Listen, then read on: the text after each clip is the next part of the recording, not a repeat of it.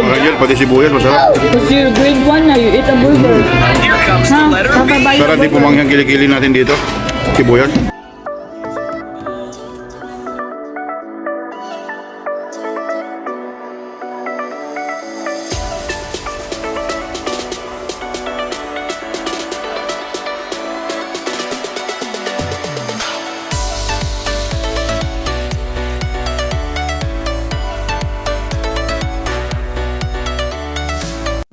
Hula ho mga ka-Angel! Ito naman po yung lingkod yung katropa kalakwatsa, Kuya JJ!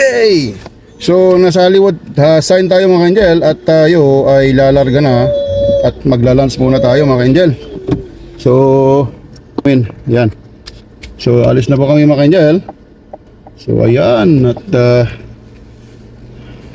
lalunch muna tayo. So bye bye Hollywood for now mga ka-Angel. Ayan. Yan si Hollywood. Doon sa right. So maraming tao but it's okay dahil nakapag-park naman po tayo. At dadaan na naman tayo dito sa Matarik steep po na hill. Yan may mga bahay doon mga mahalang bahay po diyan mga ka-Angel kasi Hollywood may mga bahay din po yung mga artista dito. Kaya expected na mahal ang mga property value dito mga ka-Angel. So left turn po tayo dito. Yan. Yung dinaanan namin kanina mga ka-Angel, sobrang sikip tapos paakyat. Hindi minsan blind, hindi makikita yung mga pasalubong.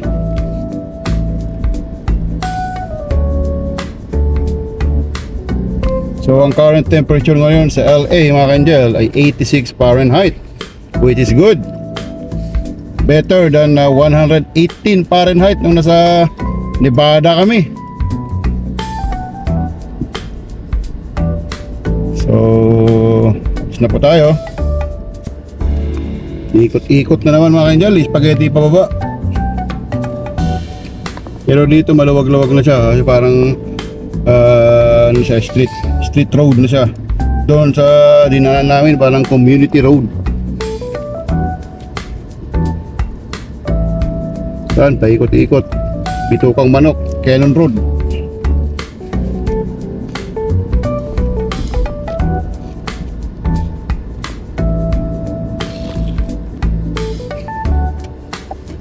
Ito, Lake Hollywood mga ka-Angel. Ulip tayo dito. Ikot-ikot.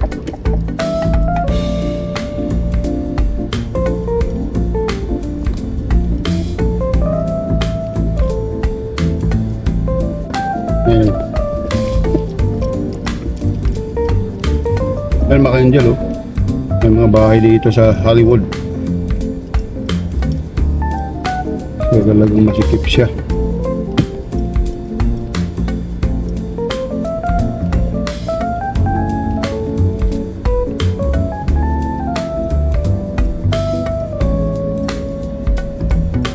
So left turn tayo dito at I think nasa ano tayo, main road. Yeah, Barham Boulevard. So nasa main road na tayo mga ka-Angel. At nakaiwas na tayo sa masisikip na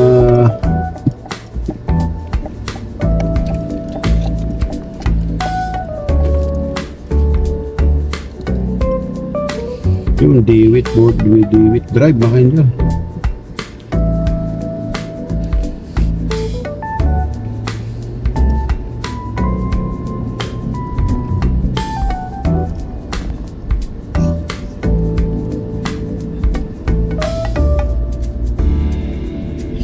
Umalis tayo sa Freeway 101 mga ka-Angel.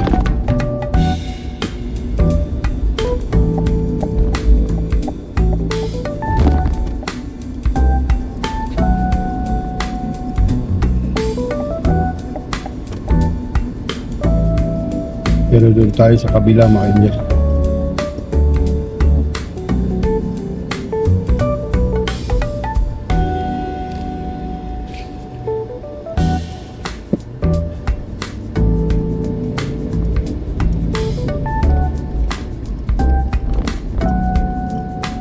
Angeles South.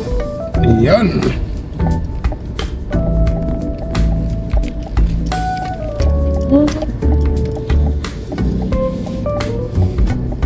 So Freeway 101 South tayo mga ka-angel. Yan tayo. Next tayo ulit at papunta tayo ng In-N-Out Burger.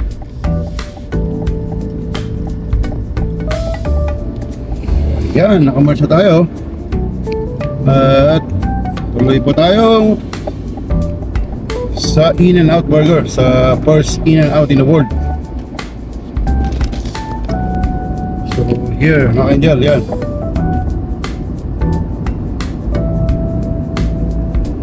So ito na, sa Highway 101 na po tayo. Punta na po tayo ng dadala po natin yung downtown LA. Yan. So yung freeway is 55 miles an hour, but in some cases it's traffic, so hindi natin magagawang mag 55. But now it looks good, medyo dire-diretso.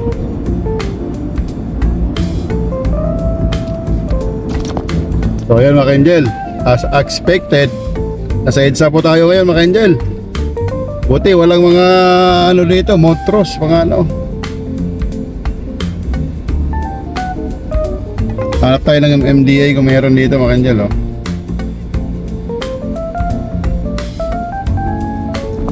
Approaching po tayo mga ka-angel ng Cubao. What? Joke lang mga ka-angel. So nasa Highway 101 po tayo. At traffic at ganitong oras kasi sa LA ay nag-start na mag-build up ang mga car dahil oras na po yung mga ano ng mga tao, kainan, ganyan. Tsaka oras po ng labasan ng mga tao. So hanggang gabi na po yan mga ka-angel. Yan. So makikita na natin yung downtown LA, andun yung mga building.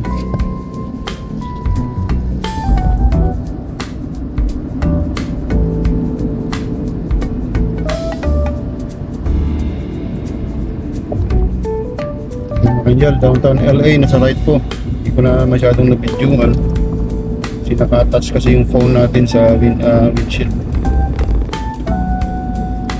San Bernardino, Santa Ana.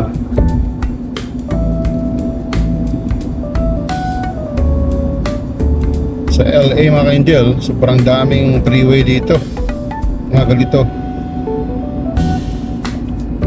Kaya minsan kung di ka malilito ka kung saan ka papasok. Kaya tinawag na City of Flyover kasi maraming mga flyover talaga mga kanyan.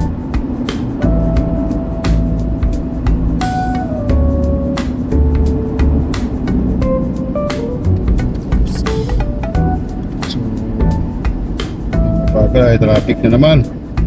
Yan.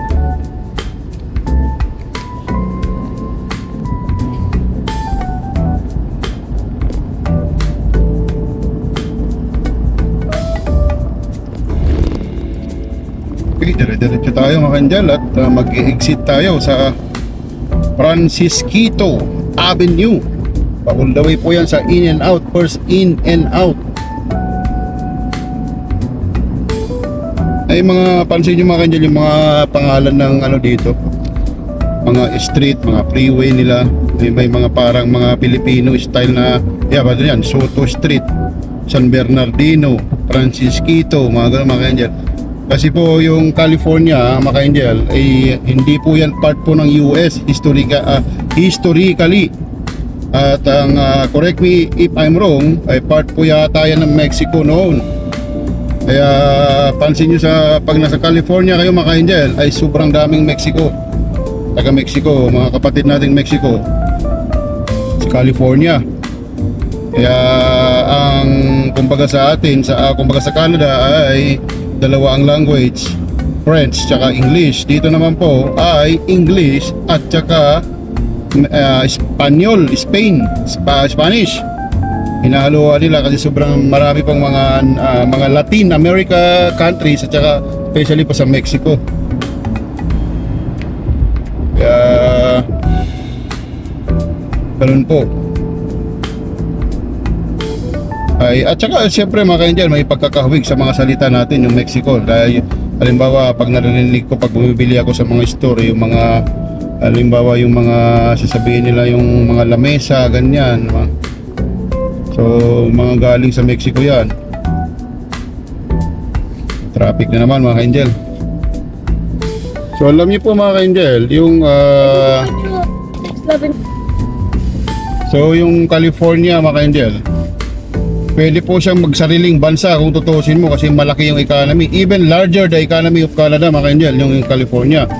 Kung isasama mo siya, nasa i-compare mo sa mga top 10 na economy sa buong mundo ay siguro nasa top ano siya mga ka-angel, top 5. Hindi ako nagkakamali, top 5 or top 6. Even larger, I think, even the economy of UK. Kasi nasa 3 point something trillion dollar yung kanyang GDP, yung gross domestic product. Kaya malaking economy at malaking asset ito ng US dahil at saka especially sa population at saka sa voting. Yung electoral voters niya, yung vote ay malaki po ito. Kung di ako nagkakamali, ito yung pinakamalaking electoral vote sa buong US. Pagka nag-vote po yung president, ganyan, pagka nakuha mo ang California ay malaki ang chance mo na madagdag at malaki ang chance mo na mananalo ka dahil malaki yung population. The most populous state po yata yung California. So tsaka especially yung economy ay malaki. So kayang-kaya niya magsariling bansa kung tutusin mo mga ka-angel itong California. Kita nyo naman yung mga infrastructure, mga city niya talagang develop. Ang problema lang siyempre, sobrang daming tao, ito ang nangyayari ngayon mga ka-angel. Parang sa Manila lang. Maraming lanes na ito ha. Malalapad na yung freeway nila. May 6, may 7, may 8 pa yata minsan mga ka-angel.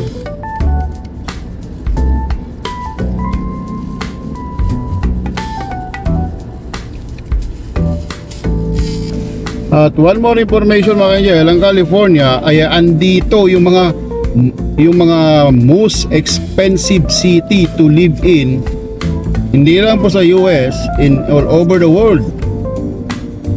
So andyan yung mga, I think pinaka-expensive mga ka-angel ay San Francisco.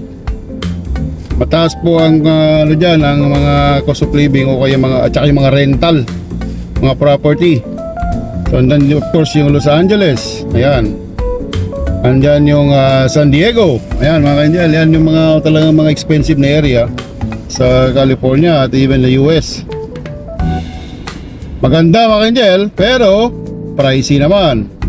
So kailangan may sapat, yung trabaho mo ay maganda. Kung hindi man, kailangan mag multiple job ka o double job, triple job para sustain mo yung mga expenses. Pero maraming tao mga ka-angel. At may nakausap tayong Pilipina doon sa hotel nung kanina. At US citizen na po siya mga ka-angel. 10 years na siya sa US. So sabi niya kailangan niya magtrabaho dahil sa mga expenses. Kailangan niyang magkaroon ng sapat na trabaho. At saka yung inflation rate mga ka-angel siyempre tataas din. Kaya kailangan talaga na kung may time, tipid-tipid lang. Kita nyo naman ka-angel, kaya nag-gas tayo. Ang per gallon nasa $5 something. Dun sa mga katabi ng Canada, yung Idaho, mga Montana, even Wyoming, nasa 3 point something lang, which is almost similar sa Alberta sa per liter. So kanina mga ka-angel, umabot tayo 100. First time kong umabot ng 100 nung ditong travel natin. So yan mga ka-angel, at mag-exit na tayo sa Francisquito Avenue.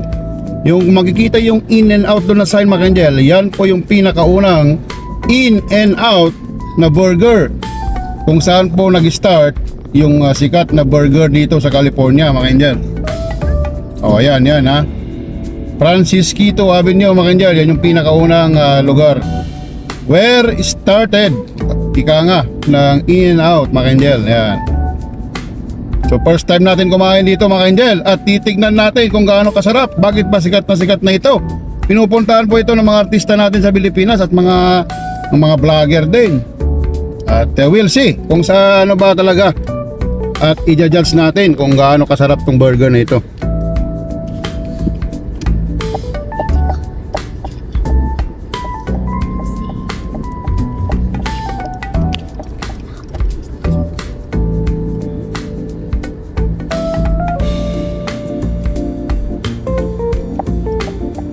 Right po tayo dito mga Angel. Oh, yun, andun na mga Angel.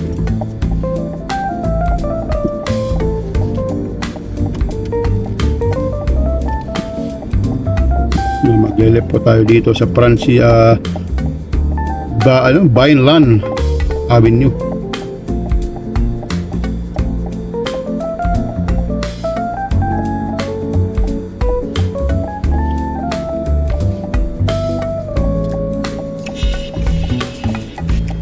Yan, In-N-Out Burger. Nako, papasok, lalabas. Bakit kaya papasok tapos lalabas? Amazing. Interesting to mga Angel. Interesting yung pangalan niyang gano'n. Titignan natin. Mahilig tayo sa confusion tsaka interesting mga Angel. So titignan natin kung gaano ba to, bakit gano'n ang naging pangalan niya. Mapapawaw kaya tayo sa sarap. Ayan, In-N-Out University ang pangalan mga Angel. Oh. Ayan. Ginawa pang university mga Angel. Oh, medyo sharp curve to mga Angel ah.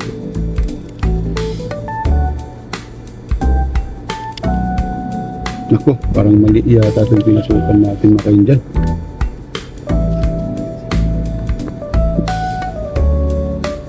Hong Kong mga Angel oh. Yan, may Hong Kong sila. Naku, baran siguro. Oh, may Didi mga Angel oh. Dunkin Donut. Uy, panalo. May Dunkin Donut. May Dunkin Donut sa Pilipinas mga Angel eh.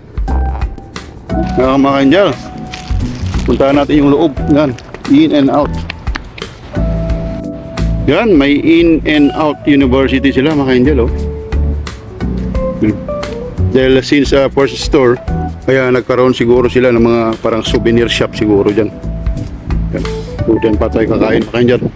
Yan po yung pinakaunang In-N-Out sa buong mundo. Yan.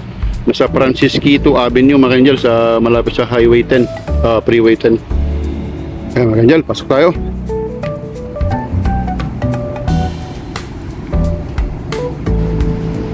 Sikat po kasi ito, hindi namin nakainan to nung pumunta kami dito last year eh. Pero pinakainan kasi daw ng mga artista, mga sikat na burgeran. So mga yan, In-N-Out Burger. Dito lang po sa California yun yan. Matagpuan ito, may mga branch po sa ibang state. Pero pili lang po. Sa Oregon yata, ganyan.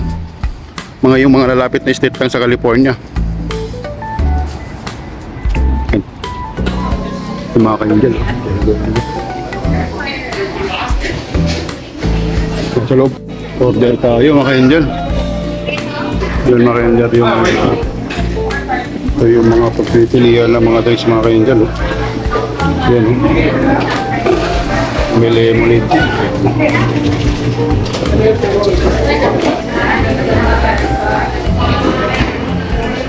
Yan mga Angel, yung burger nila oh. Malaki din oh. Kung mamukhang masarap siya mga Angel, mapapawaw yata tayo dito.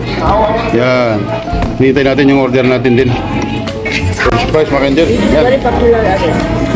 Sarap. Sarap nga mga Angel. Mas masarap pa to sa McDonald's tsaka Jollibee.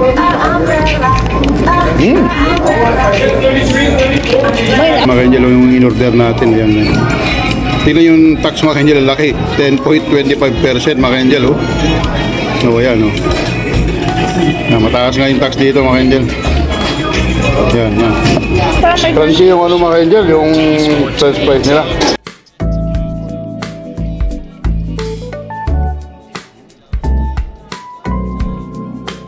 Pino na ito mga Angel, original Sprite, original Coke. Tinikman ko mga Angel, original nga.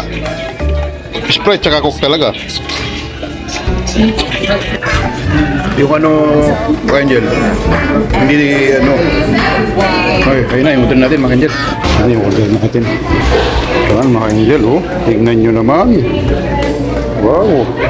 Yan yung order natin, mga Angel, oh. Cheese, tsaka number 1 na combo. Nakalimutan ko ano yun. Double. Ayun, mga Angel, oh. Onion sila, oh. This the big one. Kain natin yung onion. Sarap yung onion, mga Angel. Nag-isa. Ayun, mga Angel, oh. Laki, may supot siya. Subukan natin ngayon. I will remove the... Crunchy, mga Angel. It is one, the burger. Crunchy. Oh. And the pork and the Okay, oh. pork.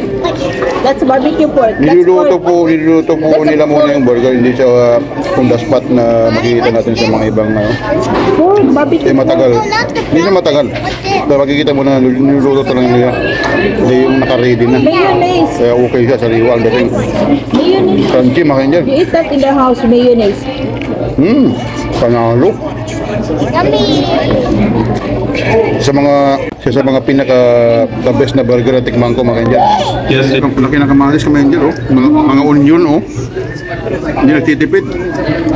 Kinain ko pa rin. No? Panalo, fresh na, ang dami din, oh. Pag mahilig po kayo sa burger, mga Angel, dito, in and out sa California, pag napadpad po kayo dito. Huwag niyong kalimutan, mga Angel. Busog tayo, mga Angel. Last. Ah, sarap. Crunchy, mga Angel, yung mga burger nila, at mga french fries. Saka yung mga kamatis, saka yung mga onion, lalaki. Nag-isa din. Kaya, one of the best burger, mga Angel, na natikman ko. In and out, mga Angel, ayan, yan. Puntahan nyo po pag napag-awi kayo sa California. At mayroon din yata sa Oregon na ngayon, sa Idaho. At saka magkakaroon yata sa Washington. Yung mga malapit na state sa California. Yung mga Nevada, ganyan, Arizona, Utah. Sa eastern side, wala pa po yata. Mga Angel, maglalakwat na naman tayo, maglalakbay. Punta po tayo ng Sacramento. Nauna kasi yung friend namin doon. Kasi may dinalan pa kami appointment kahapon. Tapos lalarga na tayo sa Sacramento, mga Angel. LA to Sacramento, it takes around 5 hours. More or less. Ano kaya ito, mga Angel? Tignan nga natin ito, ano to. Yan. T-shirt ng In-N-Out. Mga souvenir shop. Since 1948. Yung ano, mga Angel, oh. Ang mga sombrero rin nila, mga Angel. Mga souvenir shop. Parang ano rin nila. Ay, sombrero, mga Angel, oh.